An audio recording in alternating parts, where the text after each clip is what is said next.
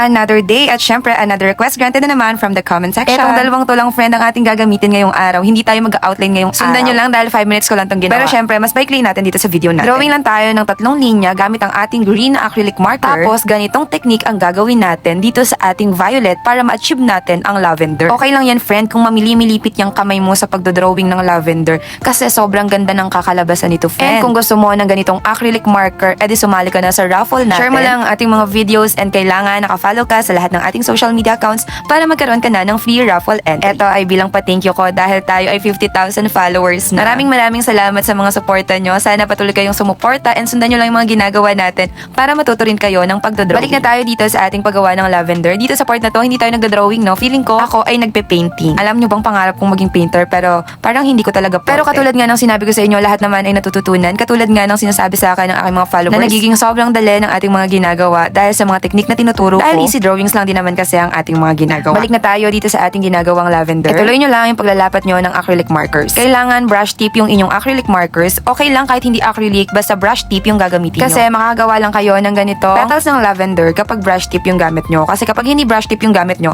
ima-manual nyo yan ng pag ganyan-ganyan yung shape and masyadong time consuming. Pero dahil brush tip na nga tong ating acrylic marker, sobrang dali na at sobrang bilis na natin gawin ang ating lavender. Next naman ay maglalagay na tayo dito ng konting dahon gamit pa rin ang color green. Hindi na tayo mag-outline dito dahil baka matakloban lang ang ating flower. Next naman friend ay comment mo na ang iyong request. Pwedeng ito ay pangalan or kung anong easy drawing na gusto mo. Pwede rin kayong mag-request ng mga slogan or poster.